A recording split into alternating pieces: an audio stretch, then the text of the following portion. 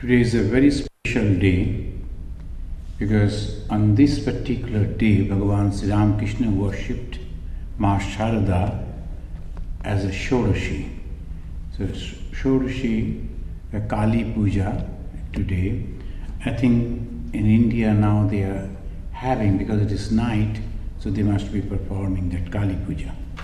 We will be reading from the Bhagavata, but as a special day, we have already announced that it will be a confluence of the Kali and Krishna. A little bit of Tantra also we will discuss. First let us chant Shantakaram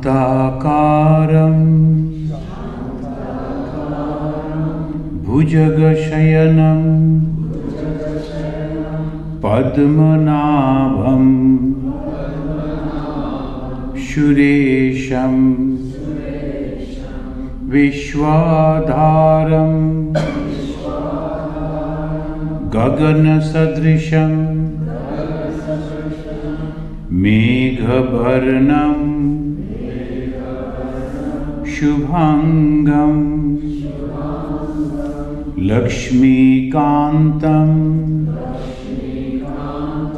Kamalanayanam Yogi Dhyanagamyam Bande Vishnu Bhavabhayaharam Sarvalokaika Natham.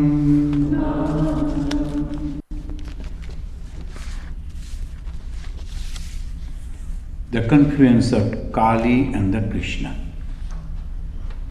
We started reading this Bhagavatam on 4th March 2018. So 1 year is past and almost another year is going to be. And this, in the very first verse of the Bhagavatam, we found the goal of the great scripture. Every scripture, they fix the goal. What is the goal?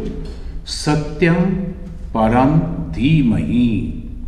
Satyam Param. Param means the supreme. Satyam is the truth, the eternal. Dhimahi, we meditate. So we meditate, concentrate, worship on the supreme truth, a supreme one which is eternal. So that is the goal of the Bhagavata. And what is that supreme truth? Brahman. In the Vedanta they say it is the Brahman that is the supreme truth. In the scripture we find that the truth, that means this Brahman, it creates, it sustains and also destroys. All the three actions is done by the same Brahman, same consciousness. And we must have to remember that it has been termed as so many varieties of words. So Brahman, Atman, Paramatman, Shakshi, Satyam, so many. So like this, it goes here, we are finding it is creating, sustaining and also destroying. Its best creation is the human. When he created, the best creation is the human. In almost all the major religious scripture we find that they have given a lot of importance in the human. In the Christianity they say man was made out of God's own image. And in the Islamic tradition we find that after creating the man, the Allah, the Supreme One, is inviting all the celestial beings to come and pay respect to that human. But when they are denying, no, why should we? One of them, he denied. So he was banished from the heaven. So that is the greatest respect, greatest honor has been given to the human. Now why? Because human has the capacity to transform into God. human only has the capacity to become God. So that's why the human has been given so much of importance. And the Supreme Being, he also gave the righteousness, dharma, and unrighteousness, adharma, both. And just to play, then sometimes the mother, they will create that they will lose the baby on the carpet and say, come to me. And then they will create some problem for the baby to overcome that. There is a game that the mother can anytime take the baby on her lap, but she wants to play with the baby. Similarly, the God, the Supreme Being who has created us, the whole universe, and he has created human being also to enjoy his creation. In the phenomena we find so many beautiful things. And God has given us the 5 organs to enjoy that. The eyes to see the beauty of the nature, the ear to listen, the nose to smell, the tongue to taste, and the skin to touch and feel. So these are the 5 organs that has been given by that Supreme God to enjoy this world. But at the same time, he has given he created some great beings like the Brahma, then Vishnu and all, so that they can come and tell us, and also the holy being, they can come and tell us that be careful about it. Don't get merged into it. So there comes the struggle. Otherwise everything was all right. For the animals it was all right. The green grasses for the grass eaters, animals, they're so nice. And the birds, some here and there, some flowers and fruits, birds are happy. But for us, for the human being, our thirst unquenchable. It goes on increasing and increasing, isn't it? It goes on increasing and increasing. Why? Who has given it? God again. Why he has given it? For his play. He created us and he has given us the desire, and that desire that never ends up. It goes on increasing. The more you go for the desire to satisfy the desire, the more and more it comes back. So what is righteousness and unrighteousness, dharma and adharma? The control of your senses. God has given all the phenomena, all the things to enjoy. Again, God is asking us, control yourself. There, the struggle. And who can do it? Only human being. Because God has given the human being that particular strength. And not only that, also the teachers, they are coming again and again and teaching us. And the scriptures, all these teachings that is recorded in the scripture, again and again you can go back to scripture to get that feeling. How to do, what to do, etc. So this is the wonderful game God has given to us. But even then, the human being, because of the weakness, and sometimes some people who are having the sugar, the doctor told and the family people will told, don't eat sweets. He'll say, no. And I promise, no problem. But there is a beautiful, and so all people will say, today one you can taste. One is nothing. And then somebody will say, suppose you are eating the sweet today, then you can control the other food. And yes. So he starts eating. Why? Very difficult to control. Very difficult. So that is the weakness. And when that weakness grows up, then God himself comes down. There's no other way to save this humanity from the path of unrighteousness. Now let us get it clear. What is righteousness? What is dharma? To go back to God. That is dharma. That is righteousness. What is adharma? attraction to these worldly things. God has created these worldly things. But again, if we go to that, we are bound and we suffer and suffer. Birth and death circle goes on. God doesn't want that. So He slowly, from the amoeba stage, it will be coming, and then finally, a full manifestation is the human life.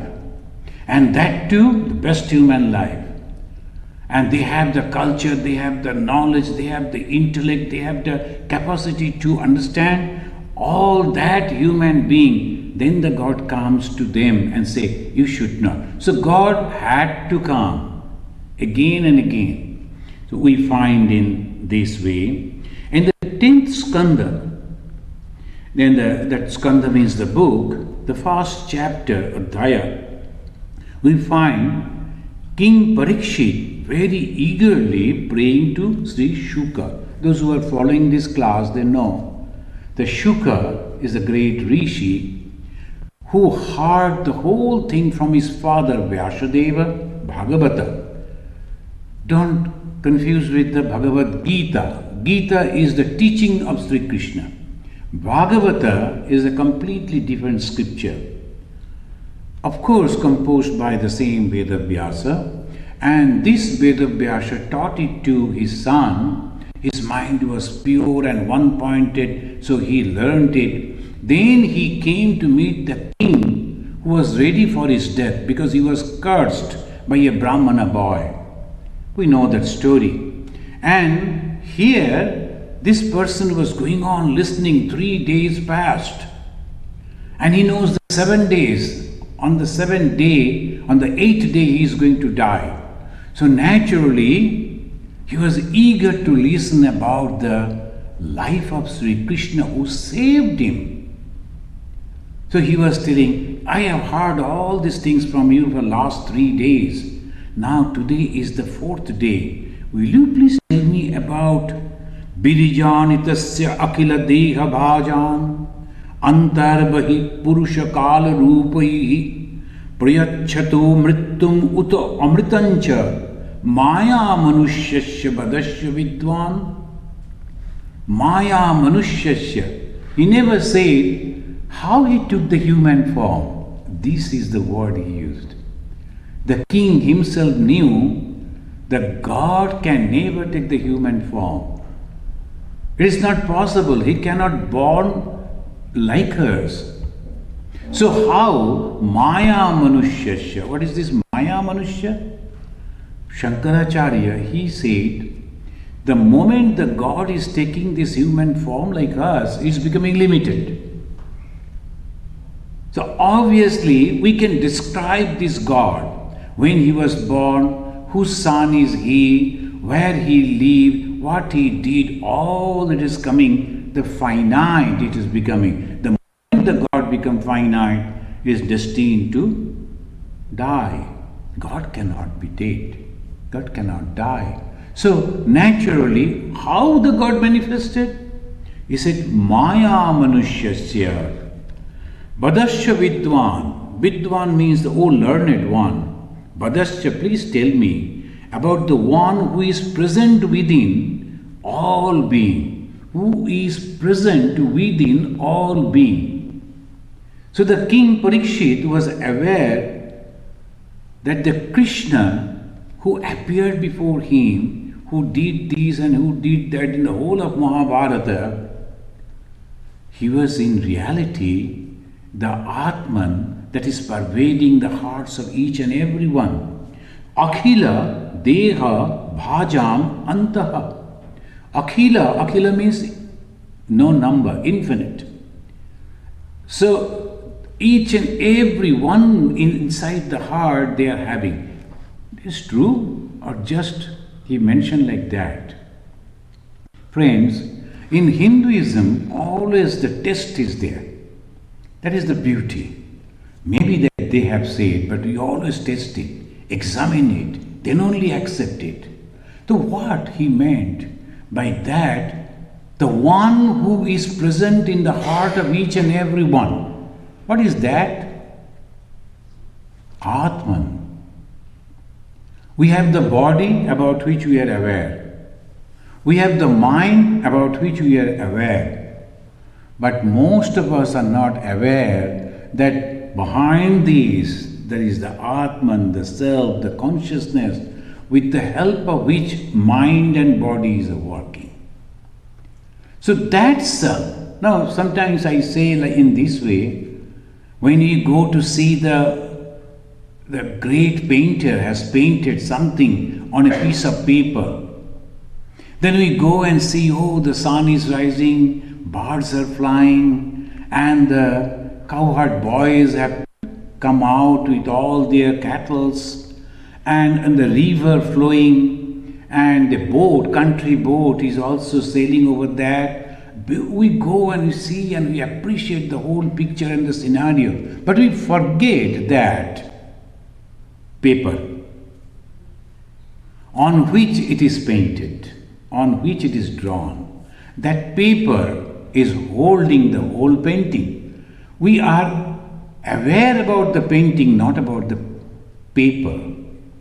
Similarly, we are aware about this body, aware about the mind, aware about our thoughts, aware about many things that is happening all around us, except that consciousness which is actually holding us to understand that.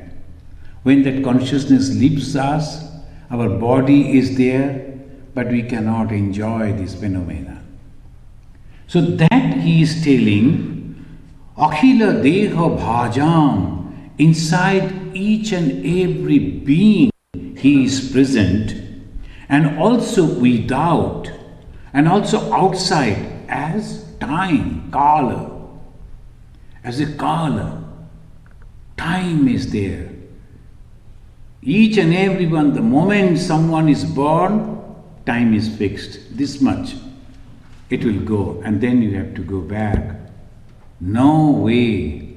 So this is the reason they say, the king could say, Krishnasya charitani badasya.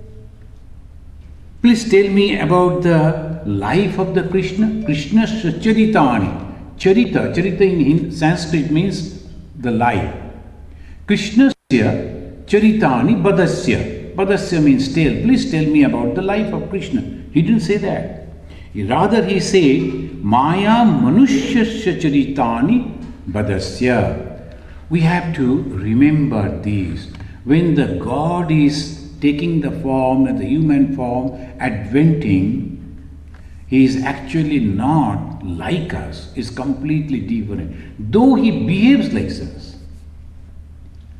though he lives like us, everything just like us, but at the same time, Maya Manushya. Nowadays the science is developing, and it is developing in so fast, in such way. They were telling that someday, as we are now talking in the Skype, you need not to bother about that. That person will visit you, talk to you, just as you are in front of you. You will touch a machine and he will come and stand before you, will talk, and then you touch the machine, he vanishes.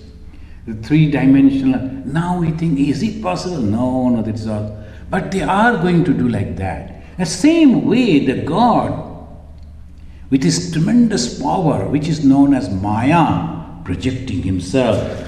So what is this God who gives death and also immortality? Prayachata mrityum uta amritancha. Prayachata mrityum uta amritancha. It gives the death and also immortality. What is the death? Whatever that we are doing, suddenly it becomes nothing. So that is the death. End is there. Anything that ends is having the death. But if it goes on eternally, and that is called Amrit. In Sanskrit, Amrit means eternity. So you will be eternally there. So this eternity, both he can give. From this question, the Parikshit, it is clear that he knew well about the Krishna, the human form. He was the supreme being.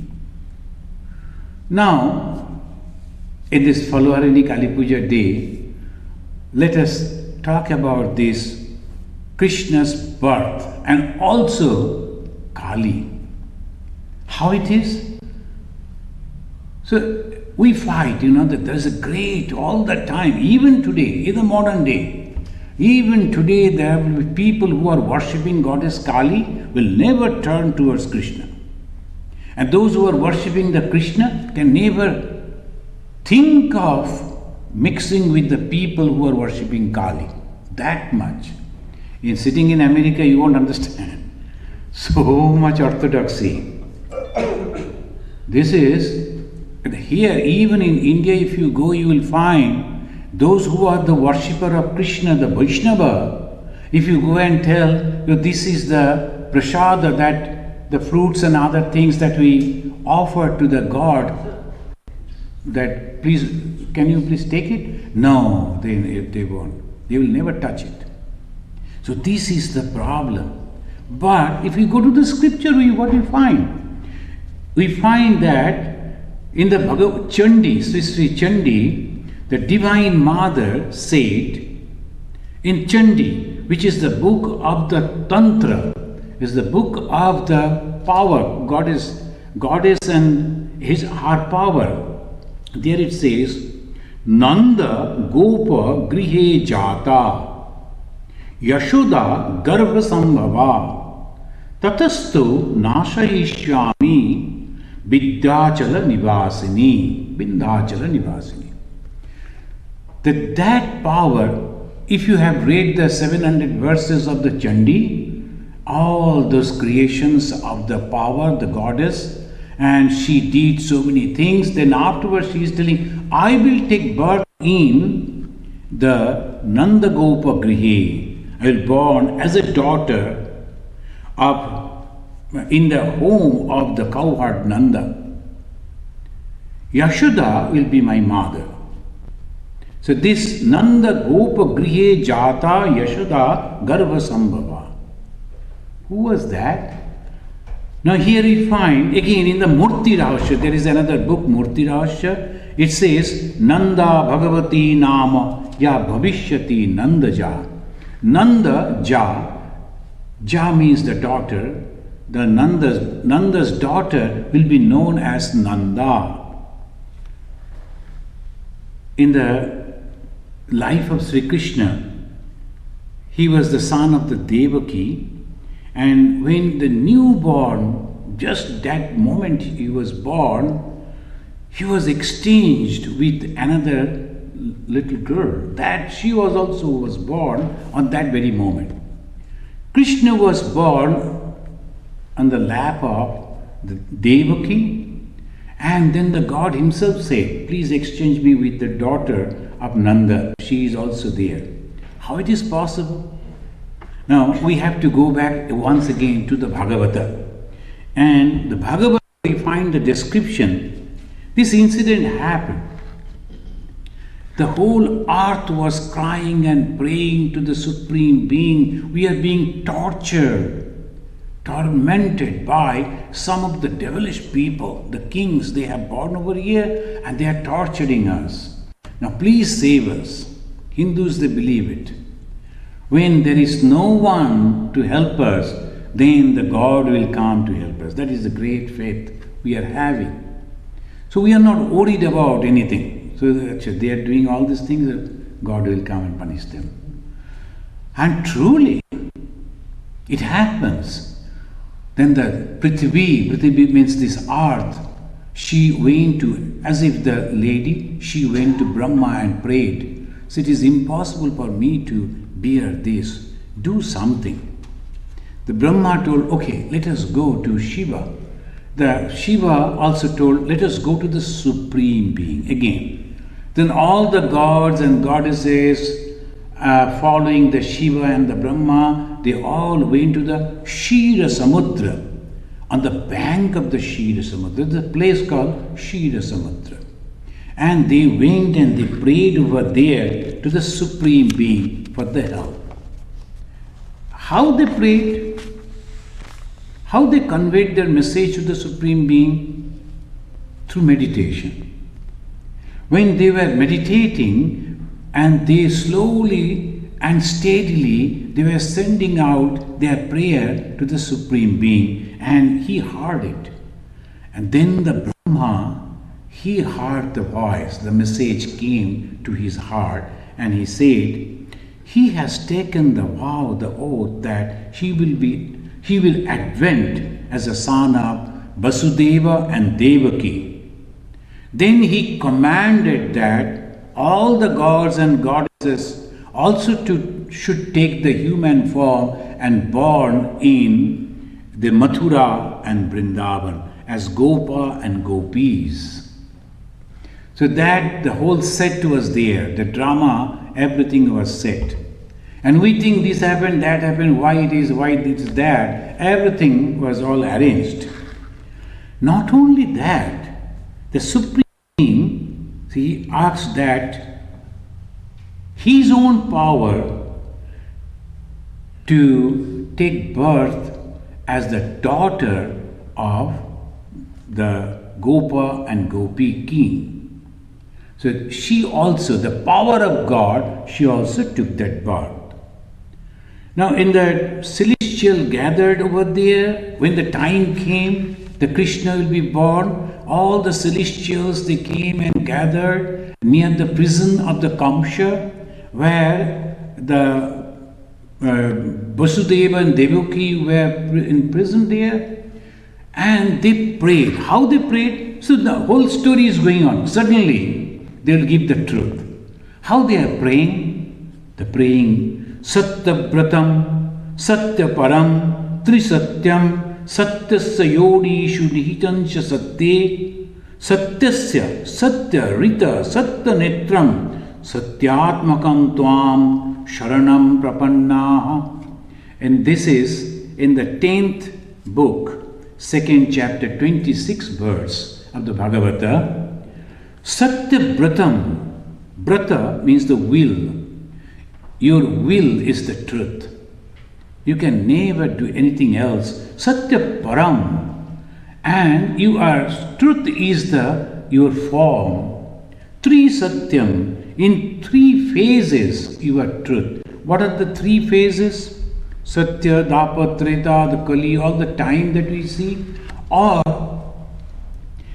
this is the past, present and the future. These 3, past, present and the future, all the time you are the same, no change. So that is called Tri Satyam. You are the creator of the truth. Satyasya Yoni Shunitancha Satye. You are the creator of the truth. Satyasya Satyarita Satyanetram. You are embedded in truth. Truth are your eyes. We take refuge in you. Tvam Sharanam Prapanna.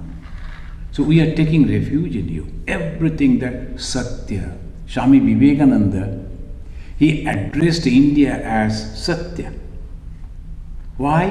Because this is the place where everything was followed as Satya, the continuity of the truth. Never broke. The present is the society, the present economy, the condition, that is all apparent. But if you go down and you see that a strong flow of the truth is there, they never deviate, they never break. So this is the truth we find over here. And the Vedanta teaches the Brahman is Sat Chit Ananda. Again Sat. Sat means the eternal, the truth. Truth means again Brahman, eternal, truth. So we have to remember this term, Satya, Satya. Satya means Brahman, Brahman, Brahman or Atman, eternal. Now who is this Krishna? And we find that Brahma Samhita, they are mentioning about the Krishna as Ishvara, Parama, Krishna. Then he said, Satchidananda Vigraha. Krishna is a Parama, Ishvara, is a Supreme God, Satchid Ananda Vigraha. Vigraha means the image. Satchitananda. What is the Satchitananda? Brahman. As because Brahman cannot be explained, is beyond time, space and causation, so we give a hint. It is like this. So what is that? Sat Chit Ananda. So suppose you won't be able to go someplace and then your friend has come, he will say it is like this, someone coming from Washington DC and you ask, how is this White House? Everything is white, inside white, outside white, or what? Then he will tell you, if you go from this corner it is like this, from that corner it is like this, from that corner it is like this. But that is not the White House. He is only giving the hint of the White House. Unless and until you go over there and visit, you won't be able to understand, but you will get some glimpse, some idea. It is like this. What is that Brahman? Sat Chit Ananda. Existence, knowledge and bliss. So, and who is this Krishna? The human form, a person? Satchidananda Vigraha. This is the beauty of the Hinduism. We worship the personal God and Goddess. And not only that, we believe so hard that this is the God. But at the same time, we know this is only to help us. The Supreme God, who is all pervading, who is the consciousness, has taken this form. Who is Krishna? Satchidananda Vigraha. And who is Kali?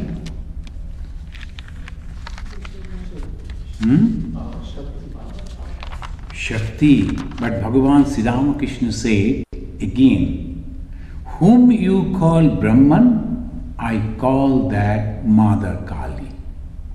So Kali is also nothing but the power of the Brahman, and from that Kali or the Shakti, I should not say Kali only, it is the Shakti, the power and the powerful are undivided. You cannot separate them. The God is the Shaktiman and God's power is the Shakti. Are they different? They are same. The power and the powerful are the same. You cannot separate. The moment you separate it, the both of them, they will lose their importance. If the God is not having the capacity to control, to create, to destroy, then he is not no more God.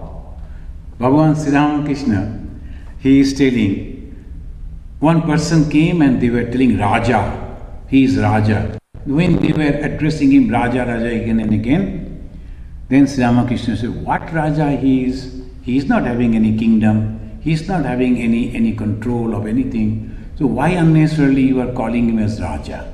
In those days, the Britishers, they used to give that, if you give 10,000 rupees, you will get a title from the British, Raja. So, and that was that way people used to. But Sri Ramakrishna didn't like it. He said, unless you have a kingdom, how can you call yourself Raja? You don't have the power, you don't have the wealth, you don't have nothing. So how can you call? So similarly here also, you cannot call God if he is not having that power. So the power and the God, inseparable. Tantra, they took that power of God. And Vaishnava, they took the God. Vedanta, what they did? Consciousness. Consciousness. Confluence of this both. They took the essence of this both, the confluence of this both, Shakti and Shaktiman, both in the Vedanta. So we call it three braids, Tribeni. There is a beautiful place in India, very holy place. So there the people, they go to take bath. Why? Three rivers are flowing, Ganga, Jamuna and Saraswati. You cannot see the Saraswati, but flow is there. They believe nowadays. So this three confluence of the three rivers, the Saraswati. Now it is now name is Prayag. This Prayag, if you go, the three confluence. Why? Just like that, in Hinduism, it is nothing but the braids of three thoughts: Vedanta, Tantra and Vaishnava. We won't discuss the Vedanta, Advaita Vedanta today, but we'll talk about the Tantra and Vaishnavism. Where from the Tantra came? From the same source, Veda. In the Rig Veda, we find that mentioned over. In the Taittiriya Upanishad, they talk about the Vidya Devi. And Atharva Veda, even the mantras that the Tantra they use, that was also there in the Atharva Veda. And Vaishnavism based on the Vishnu. And when we find the Vishnu, in the Bhagavatam we find that this name, the Vishnu, and the meaning of the word Vishnu, all pervading one. Vistareti Vishnaha, all pervading one. Tantra is the knowledge. What is the knowledge? That power and the God, consciousness, are the same and they are also all pervading. The divine power, the supreme power of God and the God are the same. This is the knowledge you must have to understand, or you won't get the liberation. So, tanyate, vistaryate, jnanam, anena iti, tantram. So, Tantra also says, Tantra is only a philosophy, a path, is a special way they have, and some people they follow that path only, they like it. So that also says you have to get the knowledge that the consciousness and the activity they are the same.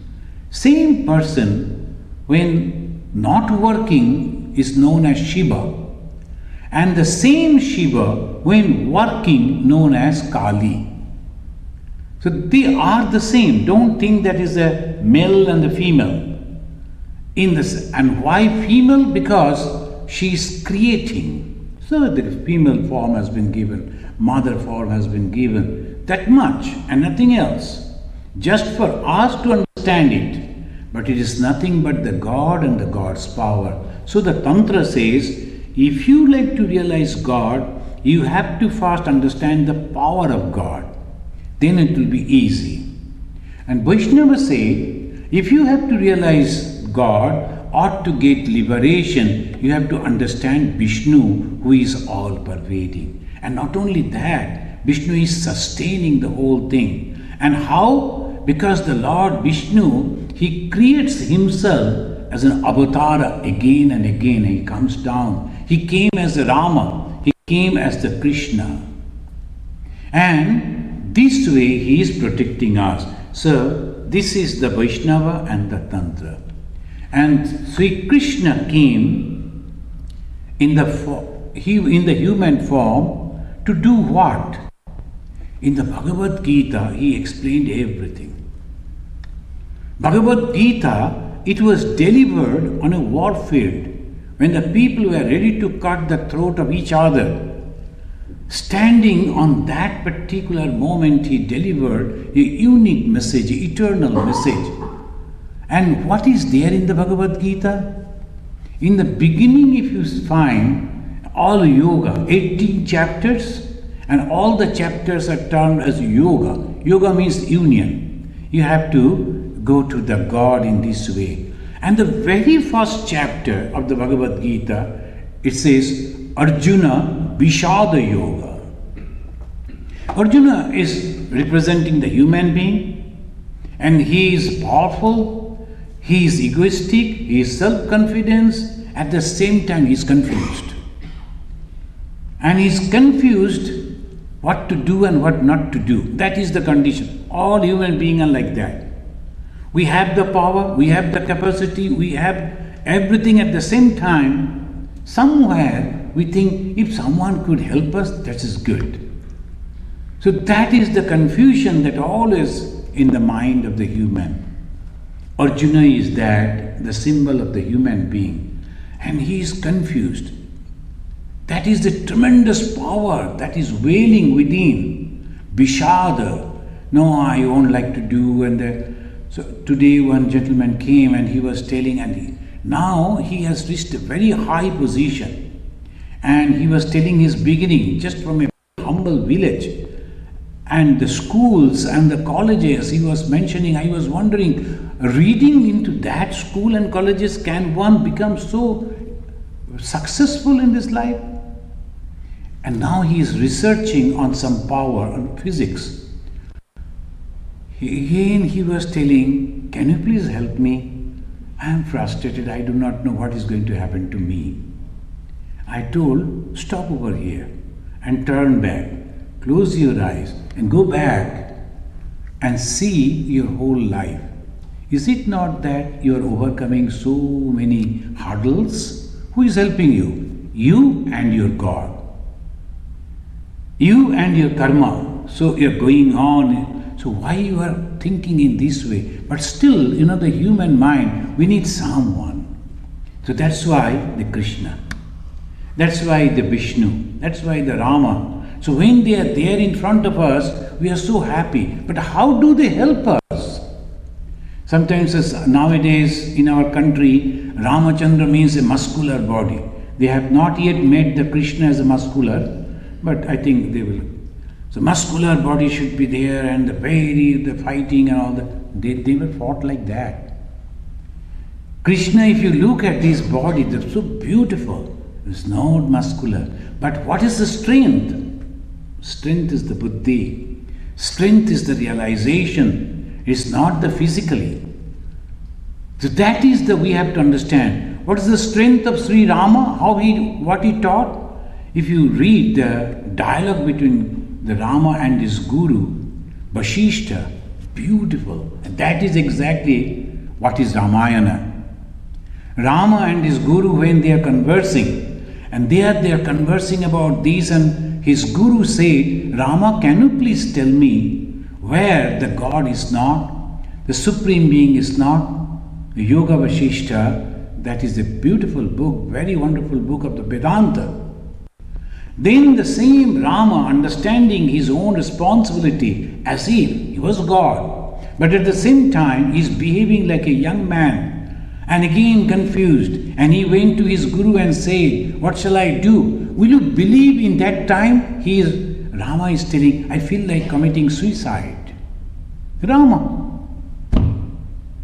And he is telling, now the Rama is so muscular body and all these pictures are coming. That Rama, he went to his guru and he said, I am so frustrated, I do not know what shall I do.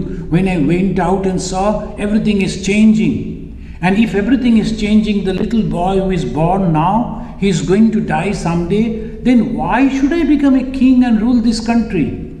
Ayodhya was a huge country, the kingdom. But Rama told, no, I don't like this. I will go and meditate on the Supreme Being. Then his guru said, where is that Supreme Being? Everywhere. And you are born as a prince and you are going to be the king. You are supposed to maintain your life in this way and then realize God. You must have to. So that is the way. Same way that Krishna is asking Arjuna, you are a Kshatriya. You cannot say no to this fearful work, but other people won't be able to do. The Brahmanas are not. They are intelligent, but they cannot do this. Vaishyas won't be able to do. They are businessmen. They know how to do the business, but not the war. The military technique and the fighting, you know, and you must have to do. To establish the religion, peace, calm, harmony, that is your duty. And if you don't do that, everything is disturbed. And do you think God will be happy with you? So the Karma Yoga we find in the Gita. Karma Yoga we find in the dialogue between Rama and his Guru. And what is this Karma Yoga? Again Krishna said, you won't be able to do realizing God without going through all your duties. You have to perform your duties. And what is your duty? According to your nature, obviously the duty will come. I never wanted to become, myself I am telling, never wanted to become a monk. Rather, I wanted to find out all the defects of the monks. One monk was visiting and he was having a tough year, and the moment my mother and aunties, they, that in our culture, they will go and give the alms to the holy people. And I went on the top and to see how the water is coming. The moment someone is coming as a blessings, he will be putting his right hand and say Shiva, Shiva, and the water will come from his matted hair. So I told him, no, water cannot come like that. So I went on the top and see, and I found, yes, the moment he is pressing his hand, then only water is coming, otherwise not. Then afterwards when he left, then I came and told the mother, he is actually cheating you. He was pressing over here, then the water. Mother told, I know, water cannot be there. But he has put on a gerua, which is the showing that a life of renunciation. We respect that ideology, not the person. We respect that ideology of giving up. So that is Hinduism. Not that we don't understand, we understand, but still we respect that ideology. And then I wanted to join in Indian army. They didn't accept me, and then I have become a monk. Not that I willed to become a monk, but I was destined to become. I went to visit a place, and then the Swami met me, and he told me, why you are wasting your life like this? I was planning so many things. And then university gone, everything gone. Moment he gave me the call, dedicate your life for the service of the humanity. I felt, oh, this is the word I was waiting for to listen. This is the call. And truly I felt, the day I joined the ashrama, I felt this is my home. Where from it came? And I liked so much. Everything they asked me to do, I did it with great joy. Within one room, you can say 10 years I passed. Within one small room. 10 years. And that way, and I'm so happy in everything. Where from it comes? That is called destiny. Each and every one. So the Kshatriyas, also destiny. They won't be able to sit anywhere. They are courageous people. Their heart is constantly thinking that I must go and help the people. So the same way the Vaishyas, the people who are doing the business, and the same way the Shudras, who did it? The God. So we must take up our own, the path, Swadharma. There's a beautiful word, the great word in the Bhagavad Gita. Your own religion is your own duty and responsibility. But there's a big but is there.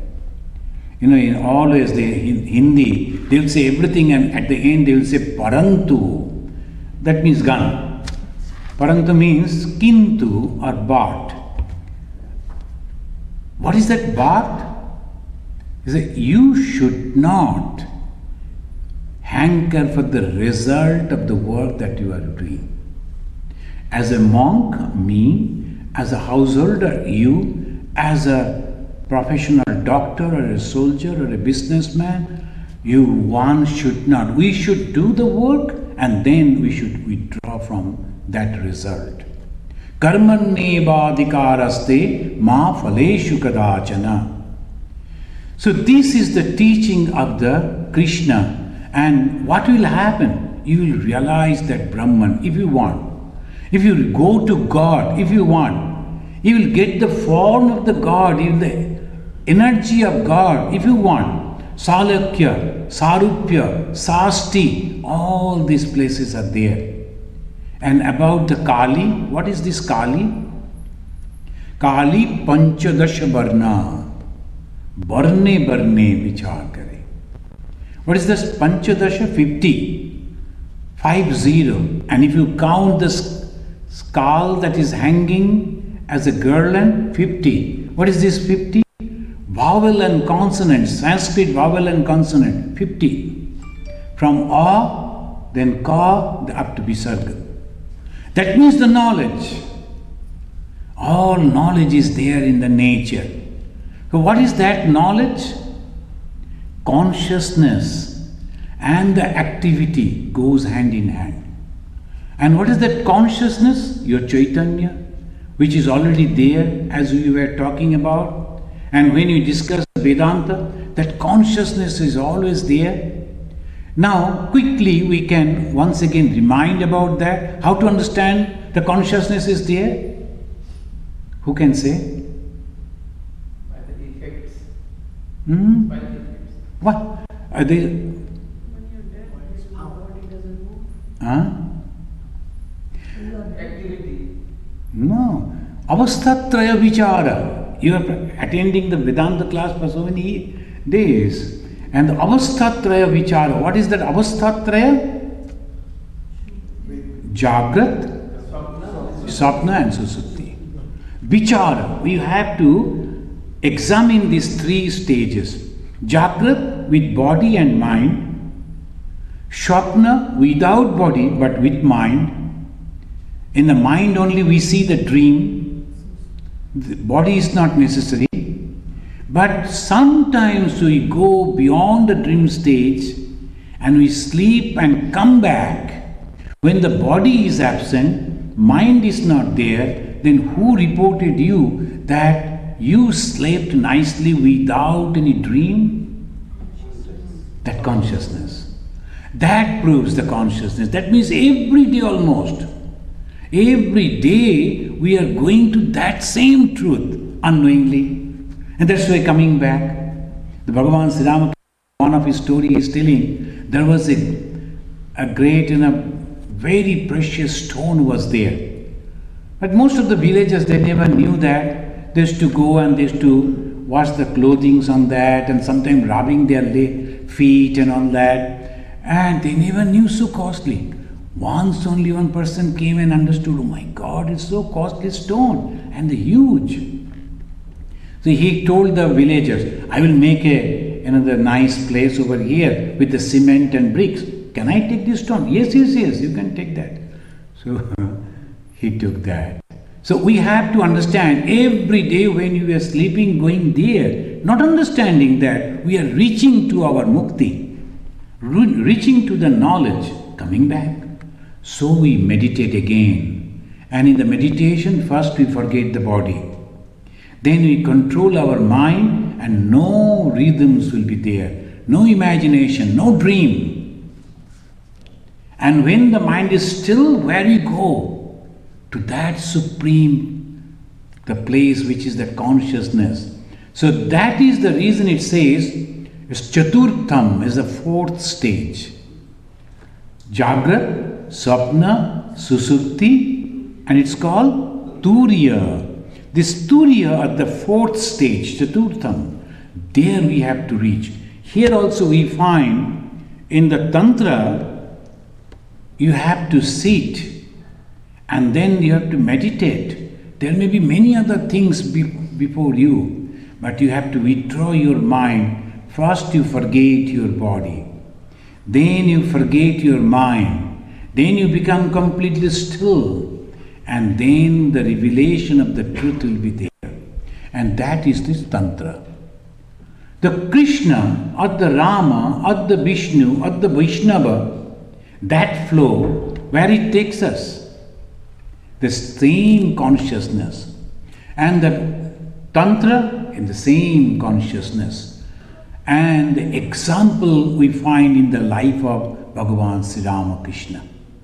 The Sri Ramakrishna, when from his childhood days he was a Vaishnava, he used to worship the Ramachandra. Then he came to Dakshinesha, he became the worshipper of the Krishna. And then afterwards he started worshipping goddess Kali.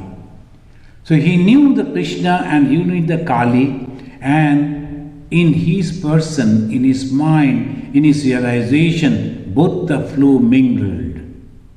And that's why the confluence of this and also the Vedanta. So friends, ultimately in this human life, which is very worth, because we can become God, we can get freedom. But how? Take up any one path, either Vedanta or Tantra or Vaishnavism. Any path, if you like, whichever is suitable for you, take up. And then sincerely you proceed towards that. Ultimately all the three will mix in one place and they will find all paths are leading to the same goal. As Sri Ramakrishna said, Yata mat, tata path. All paths are leading to the same goal. As many faiths, so many paths. Thank you for today. So this is, but today instead of having that mantra, we will offer our mantra pranam to Krishna and also to Kali, Dakshina Kali. So please repeat after me. Om Vasudevam Sutam Devam Kamsa Charno Ramartanam Devaki Paramanandam Krishnam Bande Jagat Gurum. Now this will be a little difficult because we are not habituated in chanting the Tantra mantra. So this will be Om Srimat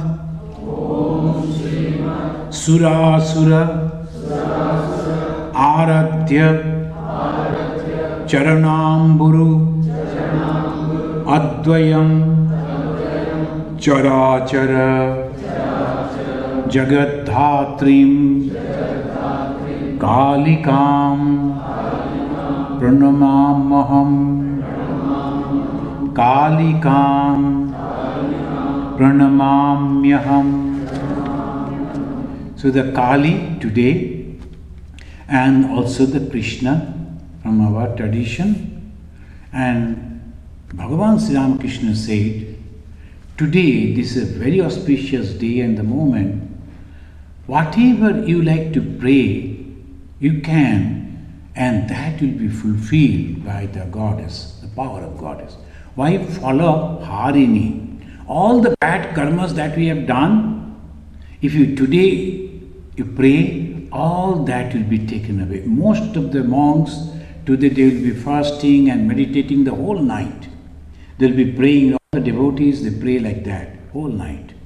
And when you are doing that with the faith, follow Harini. She will take because she has the power. And how Maya has the two different power. She can take. So with the faith only, it all depends on the faith, the belief.